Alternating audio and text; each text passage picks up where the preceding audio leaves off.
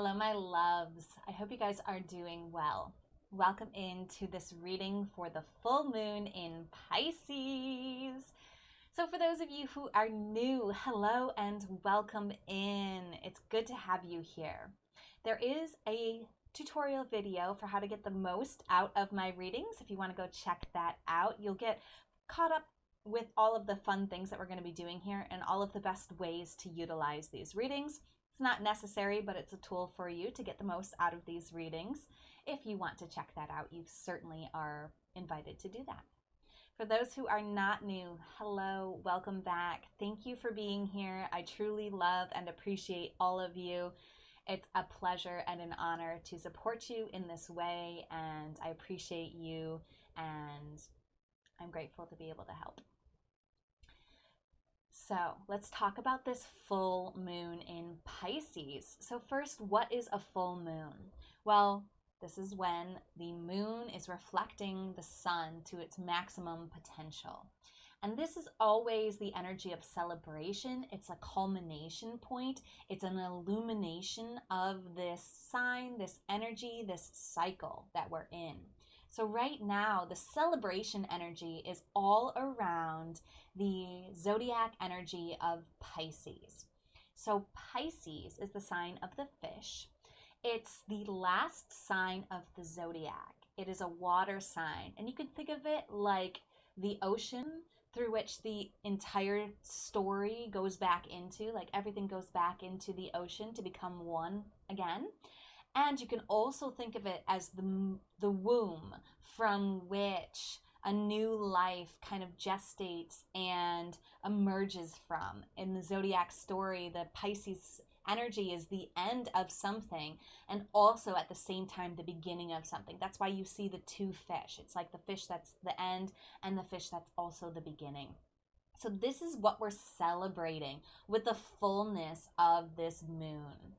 Now, the fun thing about this full moon energy is the full moon is always in the zodiac sign that's directly opposite where the new moon was and where the sun is. So the new moon was just in Virgo, and the sun right now is still in Virgo. So if you haven't watched my Virgo readings, there's an invitation to go do that. There's the solar season readings and also the readings for the new moon. So Pisces is like the complement and the opposite of this Virgo energy. So we're going from this energy of innocence into this energy of completion. And the other fun thing about full moons is that it is a cycle. So the full moon will happen on September 10th at 5:59 in the morning Eastern Time. And the cycle will last until the next full moon, which will be in Aries on October 9th. So the cycle goes from September 10th to 9th. So this advice that I'm going to be offering you is valid from that time frame. But the other fun thing is that full moons always reference back to the new moon. So when the moon was new in Pisces at the beginning of this year, there was something started there that we are now kind of celebrating the fullness, the completion of. And you can look back in your life to see what was going on in, I think it was March, when the new moon in Pisces happened. And you can kind of see what it is that's going to be completing for you. But we are going to be diving deep into how this moon shows up for you in your life. I'm so passionate about letting you know more about your own astrology and using the astrology with the tarot cards to help you get a better understanding of the cycles going on in your life and the energies at play within your being. So before we get into that, just a couple of things. If you want to support me, there's many ways to do that. I have a chakra meditation service that you guys can join for $14.40 a month. We go through one chakra every week and we focus on that same meditation every week. The meditations are about 15 minutes long, does vary. And you can sign up at devotedandvulnerable.com/services if you want to get into this service. That's one way you can support yourself while supporting me. You can also contribute financially to me at paypal.me/devotedvulnerable. The link is in the description here. And you can also just comment on this, share this, like this, engage with it as a way of supporting me. I like to get feedback. I like to hear what's confusing to you guys, what's working for you guys, what's resonating. I love hearing what's resonating for you guys. So just feel free to comment on the videos as another way of supporting me. So this is the intro. It's the same in every video. So I'll tell you which readings will be yours, and then you can navigate to the right video. So this full moon in Pisces wanted us to focus on two areas of our lives. The first area of our life that the full moon wants us to focus on is where the moon was when you were born. So this symbol is the moon symbol, and you're going to look up your chart for where this symbol occurs in the zodiac story. If you do not know how to find your moon sign, please go ahead and watch my How to Find Your Birth Information on astro.com tutorial video. It's a lengthy video, but it'll help you understand how to input your information, how to run a chart, and then how to read that chart. You'll only ever need to watch it once, hopefully, to get the knowledge that you need to watch these readings. And as always, if you have questions after you watch that video, please just reach out to me. I'm happy to help and explain further. So you're going to look for where the moon was when you were born, and you're going to watch the reading that aligns for the moon in the sign that the moon was in when you were born. The other reading, so you'll have two readings. The other reading that the Pisces moon wanted us to focus on is where this full moon is happening for you. So this full moon in Pisces is happening in 17 degrees 41 minutes of Pisces. So you'll have to find where that 17 degrees mark of Pisces shows up in your chart. I do describe how to find out the degree points in the zodiac wheel in that video. So feel free to watch that video. And again, if you have questions, please feel free just to reach out. I will go in detail about what these alignments mean in the individual readings. Lastly, before we dive deep in here, I do want you to know, heads up, the Mercury retrograde season is upon us, and it coincides very close with this full moon. Mercury goes retrograde the day before the full moon happens, and it'll stay retrograde until a week before the next full moon. So this is an important cycle as well. I've done a completely separate video for you to give you a little bit of guidance for how to navigate this phase. This is not going to be a reading. It's just going to be a little bit of understanding and guidance for you. So I do also recommend checking out that information to support yourself. And with all of that said, we are ready to dive into your individual readings. So this reading is for you if the moon was in Aquarius when you were born, and or if 17 degrees 41 minutes of Pisces occurs in your 11th house. We're going to be getting clarity with the Modern Mystic Tarot here by Crystal Doty.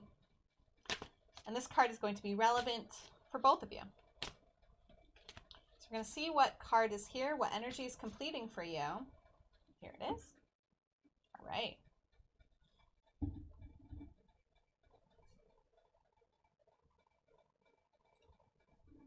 So you got the Nine of Fire.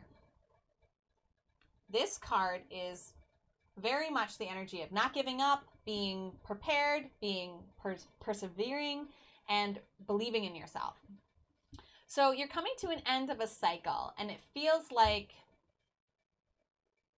what it feels like to me is that you've felt like you've been about to cross the finish line a lot of times, and you haven't actually gotten to the finish line. It's like you've had this, like, the finish line has been moved further and further and further. Like each time you feel like you're about to finish, like the destination changes. So it feels like what's completing for you is like this endless cycle of like almost being there but not done yet. Almost there but not done yet. It feels like this is the end of that cycle for you. It does feel like you're about to cross this finish line. So that's what the energy is here. Let's see how it relates to the moon vibration. And if you're here for the house interpretation, scroll ahead to that, and I'll see you there. Okay, Moon in Aquarius. Hello, welcome in. So the moon represents your emotions, and the sign that was that it was in when you were born represents how your emotions express. So your emotions express through the Aquarian archetype, which is clever, original, inventive, rebellious, humanitarian, and is represented by the water bearer. So Aquarius is an air sign, but it's the air that bears the water and moves it around our planet. So that's why the archetype of the Aquarius is the water bearer. Okay? So your emotions express themselves through this energy, something to be aware of and explore as we go through this lunar phase. But also let's see how this relates to the Nine of Fire, to this completion energy. So one thing about the Aquarian archetype is this is the age of Aquarius that we're in. It's going to be, and has been, a very humanitarian focused vibe. Okay, so particularly when it comes to your humanitarian efforts, if you feel like you just keep getting, the finish line keeps moving and you keep running the race and you keep having to do it over and over again and you're not quite there and you're not quite there, especially when it comes to your service for humanity or a goal that you have for humanity, just know that this feeling like you keep running the race and not ending, that's coming to a completion. It's time to celebrate the end of the race. It might just be emotionally. It might just be emotionally that you feel like you've been running and running and running, and it's finally like, okay, time to relax, time to recuperate, time to integrate. That's really the phase that you're moving into, but definitely just celebrate that you finished. Like, look at these people. They're ready to celebrate. Give her a high five, right? Go out and celebrate whatever finish line that you've achieved, okay? You're going to cross some finish line this lunar phase, September 10th to October 9th. And when you do, go out and celebrate it, please. Your emotions need you to celebrate it. You are very emotionally intellectual. Like, Aquarius is a very intellectual sign. So in this sign of the emotional realm, it can feel a little awkward because most of the energy is up here, which is where the air energy is. And so it can be hard to sink into your emotions. So it might be hard for you to celebrate yourself. It might be hard for you to feel this joy and go out and just be like, I finished, I did it, yay, look at me, I'm so happy, right? It might be actually difficult for you to feel that. You might intellectually know that, like, yeah, I'm cool and this is good and I finished, yay. But like, you might not emotionally want to take that extra step to celebrate yourself. This full moon in Pisces wants you to do that because Pisces energy is all emotional, very sensitive, very emotionally expressive. It's a water sign. And so it wants you to go out and celebrate. So please go ahead and do that. Go ahead and check out where the house alignment is for you with this Pisces full moon. Watch that reading and keep in mind it may or may not relate back to this. As always, namaste. The universal light within me salutes and honors the universal light within you. Namaste.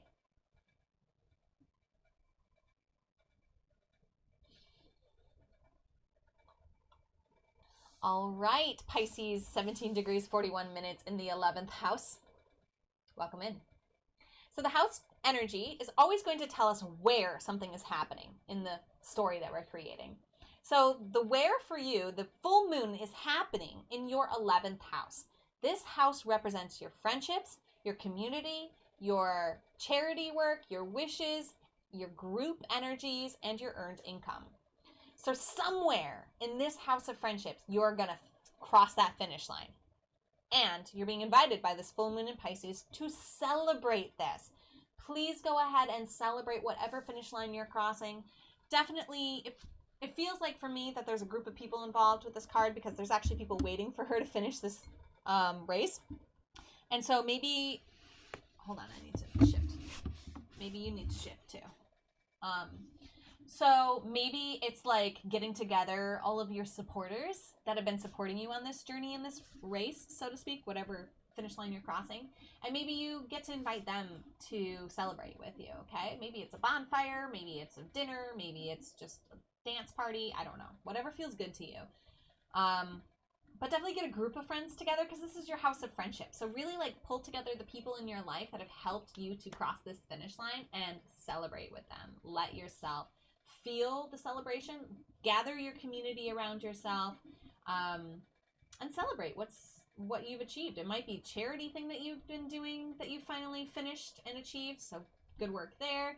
It might be a community related project that you're finishing, so definitely celebrate with that community. But look at where this is happening in your life. Like, be open to seeing what is completing, what finish line are you crossing finally.